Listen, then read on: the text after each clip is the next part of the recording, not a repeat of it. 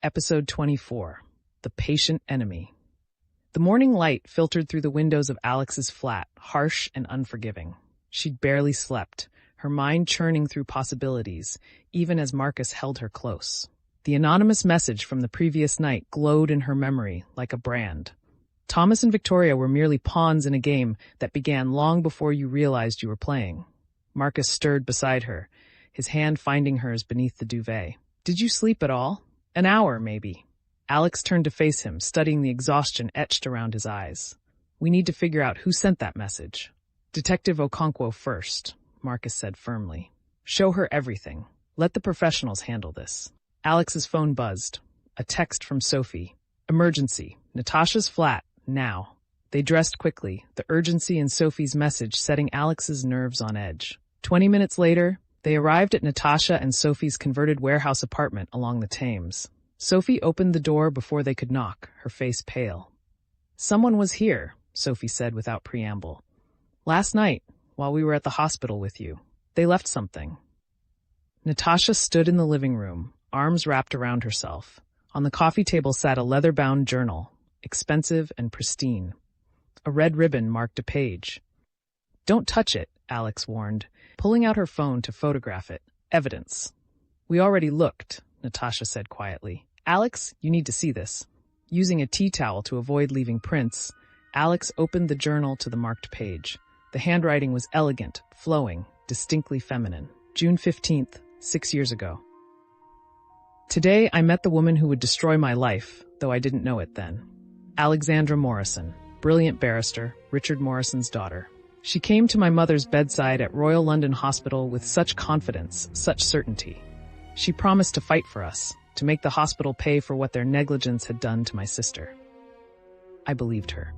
God help me, I believed every word." Alex's blood ran cold. "This is about the Hartwell case." "Keep reading," Sophie said. July 3rd, 6 years ago. "The trial begins tomorrow. Alex assures us she has everything under control. She's reviewed every medical record, every witness statement. She says the hospital's defense is weak, that they'll settle before it reaches the jury. Mother is hopeful for the first time since Julia died. We might finally get justice. We might finally be able to afford the mortgage payments without Julia's income. We might survive this. Alex Morrison is going to save us." Marcus read over Alex's shoulder, his hand tightening on her waist. "Alex, you defended the hospital in that case." "I know," Alex whispered. "Keep reading." July 18th, 6 years ago. We lost. We lost everything. Alex Morrison destroyed Mother on the stand, made her look like a gold digger seeking a payout. She twisted every piece of evidence, made the jury believe Julia's death was inevitable, that the hospital followed every protocol. The jury deliberated for 2 hours. 2 hours to decide my sister's life was worth nothing. Mother collapsed in the courtroom. They had to take her away in an ambulance. The legal fees have bankrupted us. We'll lose the house. We'll lose everything. And Alex Morrison walked out of that courtroom laughing with her colleagues, celebrating another victory. "I wasn't laughing," Alex said, but her voice lacked conviction. She remembered that case, remembered the relief of winning a difficult trial, remembered drinks afterward at the Painted Bridge with Richard and the other barristers. Had she been laughing? She couldn't remember. August 2nd, 6 years ago. Mother tried to kill herself today, pills. I found her in time, barely. She keeps saying Julia's name, asking why we didn't fight harder. But we did fight. We gave everything we had. Alex Morrison just fought harder. She was better. She destroyed us, and she didn't even care. I hate her. I hate her so much I can barely breathe." The entries continued, charting a descent into obsession. The writer, Victoria Hartwell, Alex now knew, had followed Alex's career, documented every case, every victory. She'd attended Morrison and Blackwood events, always in the background, always watching. Then, 2 years ago, the tone shifted. September 10th, 2 years ago. I met him at Sophie and Natasha's engagement party. Marcus Ashford, cardiothoracic surgeon at Royal London. Handsome, charming, successful. He was talking to Thomas Vale when I arrived. I'd done my research. Thomas is his closest friend, which made him useful. But then I saw them together. Alex and Marcus. The way he looked at her. The way she smiled at him. And I realized, this is how I hurt her. Not through her career. She's too good, too protected by her father's reputation, but through her heart, through the man she loves. I just need to be patient. I need to wait for the right moment. She's been planning this for 2 years, Marcus said, his voice hollow, since the engagement party. Alex flipped ahead, scanning entries that detailed Victoria's recruitment of Emma Wright, her manipulation of Rebecca Chen, her coordination with Thomas Vale. But it was the final entry that made her hands shake. March 15th, this year. Thomas is getting cold feet. He's starting to question whether revenge is worth it, whether Caroline would want this. He's weak, but I've come too far to stop now. If he tries to back out, I'll make sure he goes down with me. I have evidence of everything he's done. The surveillance, the threats, the fabricated evidence against Marcus. He's as guilty as I am. But insurance policies are important. I've made copies of everything. Every message, every photograph, every piece of evidence. I've hidden them somewhere even Thomas doesn't know about. If anything happens to me, if I'm arrested or killed, everything goes public.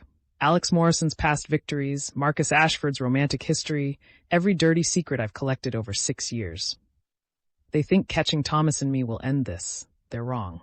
I've spent 6 years preparing for every contingency. Even if I go to prison, even if I die, Alex Morrison will never be free of me. The information will leak. The scandals will emerge. Her career will crumble. Marcus will leave her when he sees what she really is, a woman who destroys families without a second thought. Revenge doesn't end, it echoes. Alex closed the journal carefully. We need to call Detective Okonkwo. Now. But before she could dial, her phone rang. Unknown number. Don't answer it, Marcus said. Alex answered it. Hello, Alexandra. The voice was female, cultured, calm, not distorted this time. I see you found my gift. Victoria Hartwell, Alex said. Sophie immediately started recording on her phone. You can call me Victoria if you like, though I've gone by other names over the years. V, the anonymous tipster, the concerned colleague. I've been many things to you, Alex, but you never noticed me until it was too late. Where are you? Somewhere safe. Somewhere even Detective Okonkwo won't find me. You see, while Thomas was busy being the obvious villain, I was preparing my exit strategy. I'm quite good at contingency planning. 6 years of practice. Thomas said you were at Heathrow. Thomas saw what I wanted him to see. A woman in my coat, my scarf, my sunglasses. One of the benefits of having money, you can pay people to be you for a few hours. By the time the police realized they'd arrested the wrong person, I was already gone. Alex's mind raced. What do you want? Want? I already have what I want, Alex. I wanted you to suffer the way my family suffered. I wanted you to lose everything, your career, your reputation, the man you love. And I've succeeded. Even with Thomas arrested, even with me gone, the damage is done. The Bar Standards Board has your file. The GMC is investigating Marcus. The tabloids have the story. Your perfect life is crumbling, and there's nothing you can do to stop it. You killed your own mother, Alex said, anger flaring. Julia Hartwell trusted you, and you murdered her to frame me. My mother killed herself 2 months after you destroyed her in court, Victoria said, her voice finally showing emotion. I just helped the narrative along. Made sure everyone knew who was really responsible. You, Alex. You killed her. I just made sure the world knew it. The police will find you. Perhaps. Eventually. But I've planned for that too. Every week, I don't check in with my automated system. Another file gets released. More evidence of your past cases where you destroyed innocent families. More photographs of Marcus with his former lovers. More secrets about your friends. Sophie's gambling problem she hides from Natasha. Natasha's affair with a colleague 3 years ago. Daniel's medical malpractice suit he settled quietly. Alex glanced at Sophie and Natasha, saw the color drain from their faces. You're bluffing, Alex said, though her voice wavered. Am I? Check your email, Alex. I sent you a preview. Just a taste of what's coming if you don't do exactly what I say. Alex pulled up her email on Marcus's phone. The message was there, sent 2 minutes ago. Attached were documents, case files from her early career, photographs she'd never seen before, financial records, private messages, everything Victoria claimed to have. What do you want? Alex asked again. I want you to confess, Victoria said simply. I want you to stand up in front of the Bar Standards Board and admit that you've built your career on destroying families. I want you to acknowledge what you did to my mother, to my family. I want you to lose your license to practice law. And then, Alex, I want you to live with it. I want you to spend the rest of your life knowing you got what you deserved. And if I don't, then every week, more files get released. Your friend's secrets, Marcus's past, your father's questionable case decisions. Everyone you love will be destroyed piece by piece. You'll watch your entire world burn, knowing you could have stopped it by simply telling the truth. The truth is you're a murderer, Alex said. The truth is I'm a daughter who watched her mother die because of you, Victoria shot back. The truth is you never once considered the human cost of your victories. You're a brilliant barrister, Alex, but you're a terrible person, and it's time you paid for that. The line went dead. For a long moment, no one spoke. Then Marcus took the phone from Alex's trembling hands. We're calling Okonkwo, he said firmly. Right now.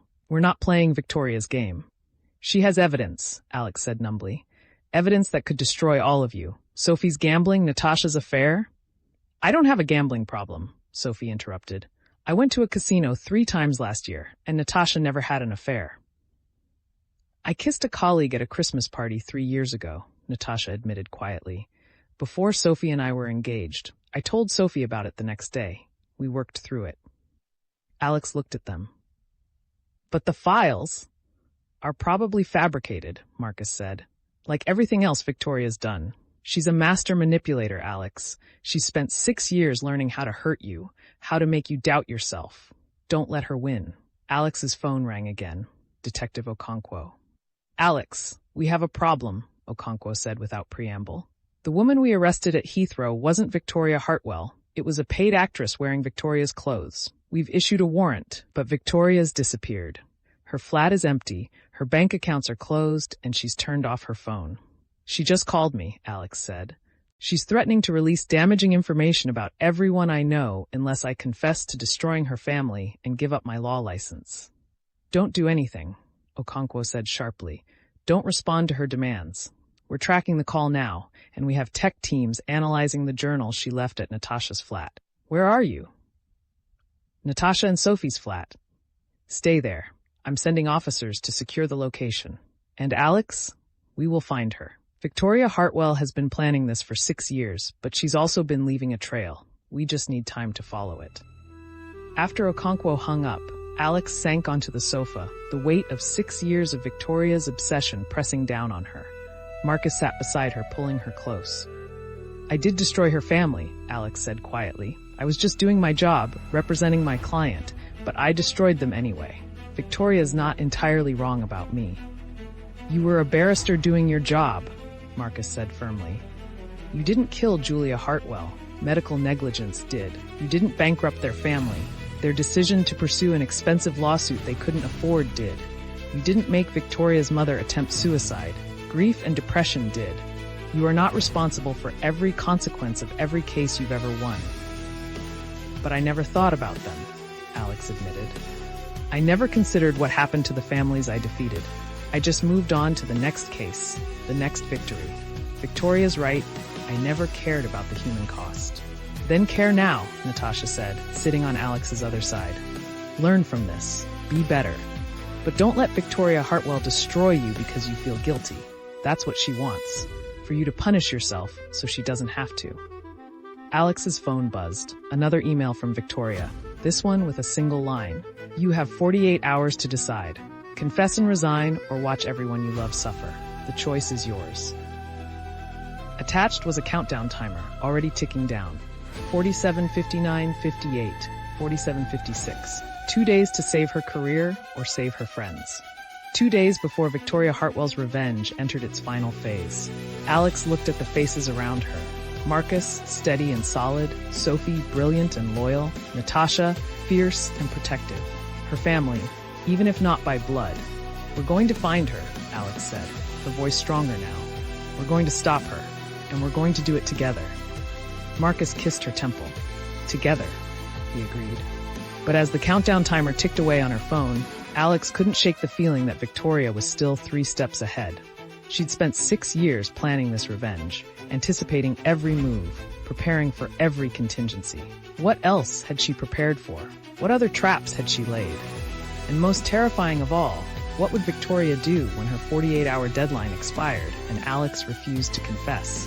The answer, Alex suspected, would be worse than anything they'd faced so far, because Victoria Hartwell had proven one thing beyond doubt.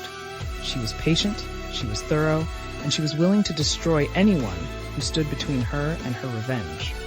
The real game, as the anonymous message had promised, was just beginning. And this time, Alex wasn't sure they could win. Thanks for watching our stories. Don't forget to like and subscribe for more epic adventures. Thanks for watching our stories.